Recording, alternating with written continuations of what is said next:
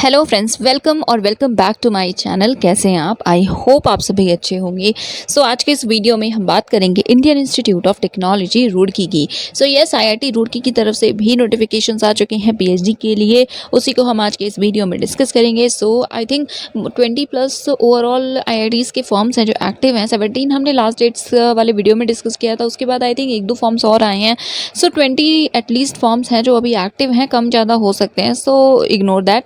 And yes, तो अगर अभी आपने लास्ट डेट वाला वीडियो नहीं देखा है तो उसे देख लीजिएगा। बाकी अपडेटेड जो लास्ट डेट्स हैं वो टेलीग्राम पे शेयर कर देंगे या वीडियो एक सेपरेट हम देख लेंगे, राइट। सो उसे देख लीजिएगा। एंड येस, वीडियो हेल्पफुल लगे तो उसे शेयर कर दीजिएगा, चैनल को सब्सक्राइब भी कर लीजिएगा। फर्स्ट ऑफ ऑल IITR.ac.in ये है वेबसाइट, इसी पे करना है आपको विजिट।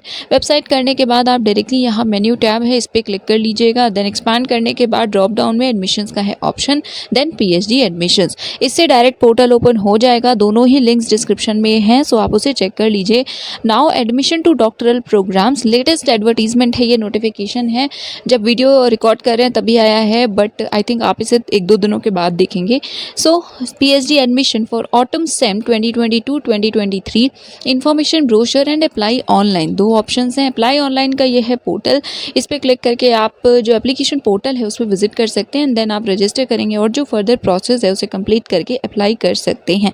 सो बस इंफॉर्मेशन ब्रोशर देखने से पहले आई थॉट कि एक बार हम इसे ओपन कर लें। सो आप रजिस्टर करेंगे, रजिस्टर न्यू अकाउंट, एंड इसके बाद आप अप्लाई कर सकते हैं। सो अब हम ओपन करते हैं एडवर्टीजमेंट या इंफॉर्मेशन ब्रोशर को एंड देखते हैं उसे। सो यस, ये है information brochure for admission to PhD both full time and part time programme autumn sem IIT Roorkee, जो कि हरिद्वार उत्तराखंड में है। एंड ये है कैंपस का एक व्यू आई कैन से, और एक फोटोग्राफ है, एक पिक्चर है। सो कंटेंट्स हैं, सो आप यहाँ से डायरेक्टली देख लीजिएगा। अगर कोई स्पेसिफिक इन्फॉर्मेशन आपको चाहिए, हम 1 बाय 1 देखते हैं। सो इंट्रोडक्शन है, आप इसे पढ़ लीजिएगा, हम इसे ऑब्वियसली स्किप करेंगे। Then location, campus, doctoral research से रिलेटेड कुछ इन्फॉर्मेशन दी गई है। Now important dates. So application open हुआ है 9 अप्रैल से, सैटरडे से, एंड लास्ट डेट है 6 मई 2022 शाम 5 बजे तक आप अप्लाई कर सकते हैं, 6 मई को। ओके, नेक्स्ट एकेडमिक रजिस्ट्रेशन का जो डेट है इन पर्सन वो होगी जुलाई में, ठीक है। प्रोसेस कंप्लीट होने के बाद सेशन जो है वो स्टार्ट होगा 26 जुलाई से। अप्लाई ऑनलाइन ही आपको करना है, हार्ड कॉपी सेंड नहीं करनी है। नेक्स्ट कैटेगरीज एंड रिक्वायरमेंट्स क्या क्या है। सो देखिए, कैटेगरीज की बात करें, सबसे पहले full time research scholar category है, उसके बाद part time research scholar category है, एंड देन एक और है इन service special external research scholars. सो 3 ओवरऑल कैटेगरीज हो गई। नाउ फुल टाइम जो कैटेगरी है FTRS, and sorry for this. So yes, first category full time research scholar FTRS, इसमें 4 सब कैटेगरीज हैं, right. First is institute assistantship research scholars, जो कि IARS है। इसमें इंस्टीट्यूट की तरफ से फेलोशिप या असिस्टेंटशिप मिलेगा, right. Next EFRS, that is externally funded research scholar. तो अगर आपके पास कोई और फेलोशिप है, आप फॉरेन नेशनल है या फिर प्रोजेक्ट फंडेड है, तो आपको एक्सटर्नल सोर्स से किसी फंड मिलेगा एंड आप सेकंड कैटेगरी में अप्लाई करेंगे। C is in service external research scholars. So Eicher category है, जिसमें कि जो अभी भी वर्क करें इन सर्विस है, ठीक है, यहीं पे वो एक्सटर्नली रजिस्टर करना चाहते हैं तो वो कर सकते हैं। D इज शकुंतला या Shakuntala actually, it is a scheme for aspirants of knowledge under talent advancement fellowship. ये फीमेल कैंडिडेट्स के लिए एक स्पेशल स्कीम है, ठीक है। सो इसके लिए फीमेल कैंडिडेट्स अप्लाई कर सकते हैं। अभी हम आई होप की एक्सपेंशन देखेंगे या फिर जो प्रॉपर कंडीशंस है उसे भी देखेंगे। So part time research scholar PTRS next category, जिसमें इन सर्विस इंटरनल है एंड इन सर्विस एक्सटर्नल है। इसे भी अभी हम देखेंगे। इन्फॉर्मेशन आई थिंक अभी एलिजिबिलिटी वगैरह में इसे एक्सप्लेन किया होगा। Next in service special external research scholars, जिनकी जो फेलोशिप या I think 175 total fellowships available होंगी। So now common minimum eligibility criteria क्या है। मास्टर्स डिग्री होनी चाहिए, CGPA मिनिमम 6 हो या 60% मार्क्स हो तो आप एलिजिबल हैं। ये जनरल EWS एंड OBC के लिए है। जो भी SC ST कैंडिडेट्स हैं उनके लिए है 5% का है relaxation. Okay, first thing. Next, अगर पोस्ट ग्रेजुएट डिग्री आपके पास बेसिक साइंस में है या ग्रेजुएट या आप पोस्ट ग्रेजुएट हैं किसी प्रोफेशनल कोर्स में, एंड आप का जो सिलेक्शन हुआ था वो इनमें से किसी एक प्रोसेस के थ्रू हुआ था, दैट इज़ कि या तो आप डायरेक्टली नेट क्वालिफाई किया था आपने, नेट LS या फिर गेट एंड उसके थ्रू हुआ था, या सेकंड है कि selection process through national level exam जो कि कंडक्ट करवाया जाता है MHRD के द्वारा, या फिर जैसे UGC IIT उनके द्वारा कोई एक एंट्रेंस एग्ज़ाम हुआ हो, ठीक है। सो इन दोनों में से जिस भी प्रोसेस के अंडर आप मतलब इन्हीं दोनों में से किसी प्रोसेस के तहत आपका एडमिशन हुआ रहा हो, ठीक है। नेक्स्ट, सेकंड है कि उन कैंडिडेट्स के लिए जिन्होंने CFTI से बीटेक, बी फार्म, BA किया हुआ है, साथ में आपके पास गेट, GPAT, नेट स्कोर भी है। सो यहाँ नेट LS ही है। सो 75% मार्क्स के साथ अगर आपने किया हुआ है CFTI से बीटेक एंड गेट भी है तो आप एलिजिबल हैं अप्लाई करने के लिए। ग्रेजुएट्स जो भी CFTI से हैं उनके लिए जो CGPA की रिक्वायरमेंट है वो रिलैक्स भी की जा सकती है। सो जैसे अभी आपने देखा कि 75% है या 7.5 CGPA, सो इसे रिलैक्सेशन दिया जा सकता है 7 तक, ठीक है। सो अगर 7 भी है तो भी आप एलिजिबल होंगे। नाउ CGPA या परसेंटेज जो मार्क्स है इन एग्रीगेट्स उससे रिलेटेड है, सो आप इसे एक बार चेक कर लीजिएगा। स्केल सेम होना चाहिए, ये सारी इन्फॉर्मेशन है। नाउ गेट, GPAT, JRF या नेट स्कोर जो है वो एप्लीकेबल नहीं है आईसर्स, PISers या फिर जो next category, so internal, external और जो एक्सटर्नल कैटेगरीज थी हमने देखा है, सो ये उनके लिए रिक्वायर्ड नहीं है। नेक्स्ट, अगर आपने बैचलर्स या मास्टर्स IIT से किया है, CGPA 8 या उससे ज़्यादा है तो आप एग्जम्प्टेड हैं, आप बिना गेट, नेट, JRF एक्सेट्रा के भी अप्लाई कर सकते हैं। नेक्स्ट, जिनके पास मास्टर्स डिग्री है या परस्यू कर रहे हैं वो मास्टर्स प्रोग्राम इंजीनियरिंग, आर्किटेक्चर या प्लानिंग में IIT रुड़की से, ठीक है, एंड उनका 8.5 या उससे ज़्यादा रहा है तो उनके पास चॉइस है लेटरल एंट्री करने की, ठीक है। फर्स्ट 2 सेमेस्टर्स अगर आपके कंप्लीट हैं तो आप डायरेक्टली अप्लाई कर सकते हैं, लेटरल एंट्री ले सकते हैं PhD प्रोग्राम में। नेक्स्ट, उनके लिए है जिनके पास MBBS या BDS डिग्री है इंडियन यूनिवर्सिटी से या इंस्टीट्यूशन से, सो 60% मार्क्स आपके क्वालिफाइंग डिग्री में हैं तो आप एलिजिबल हैं और आपको एग्जामिशन मिला हुआ है गेट, GPAT, JRF या नेट से।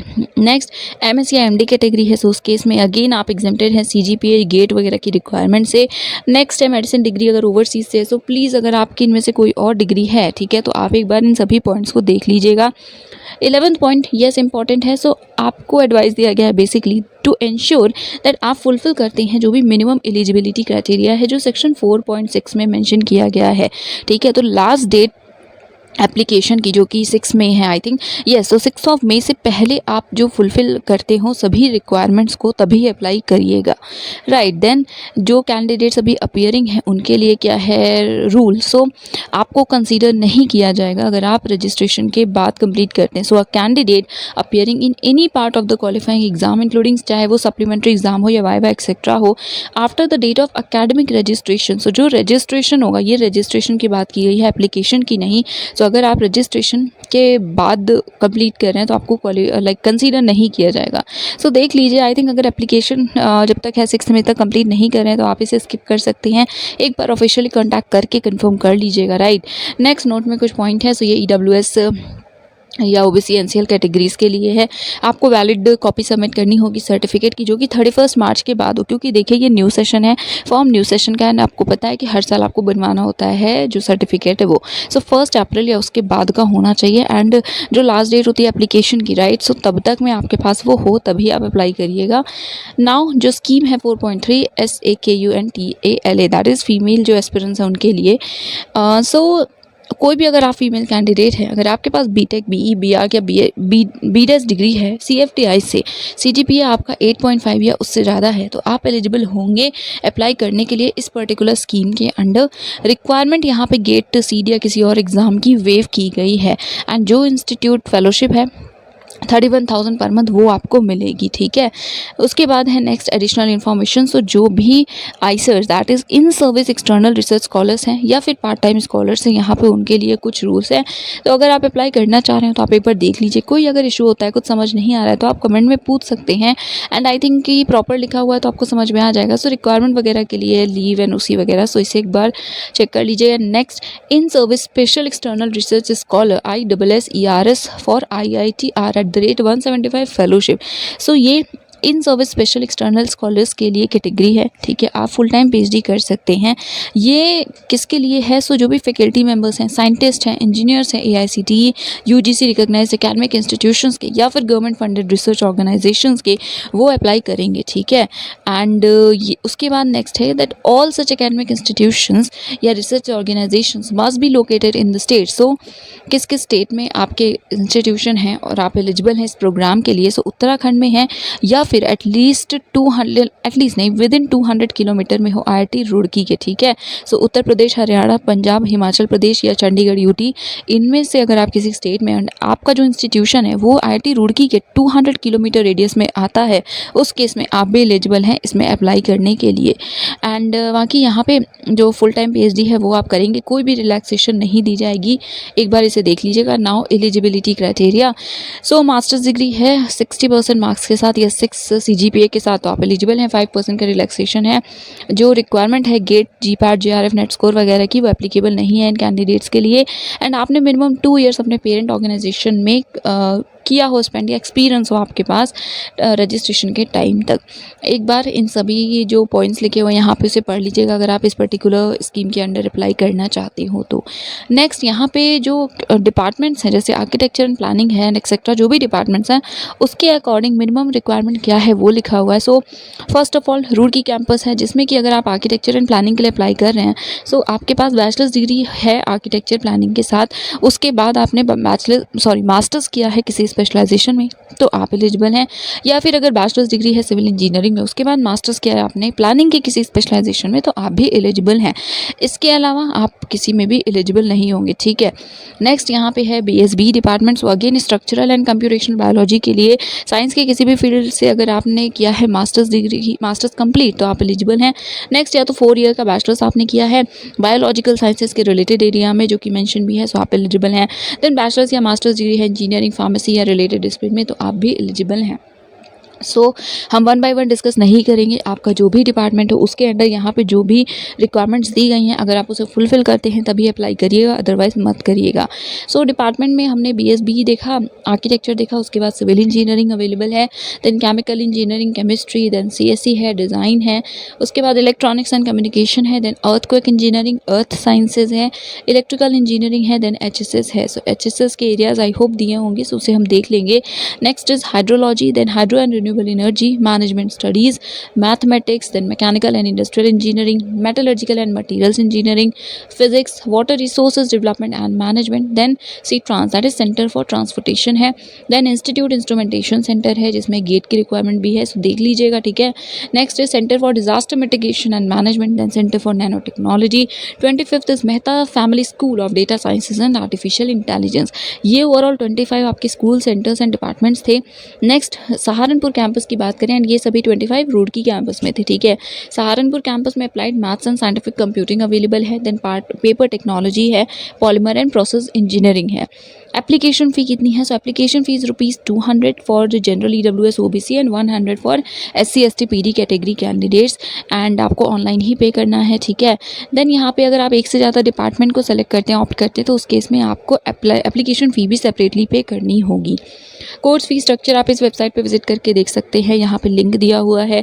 देन बाकी भी यहाँ पे कुछ इन्फॉर्मेशन है, सो इन्हें भी देख लीजिएगा। अब ऑनलाइन एप्लीकेशन जो फॉर्म आप फिल करेंगे उससे रिलेटेड इन्फॉर्मेशन है, सो पहले आप एक बार इस लिंक पे विजिट करके इन्फॉर्मेशन को देख लीजिएगा। 6 में लास्ट डेट है, 5 बजे से पहले तक अप्लाई कर लीजिएगा।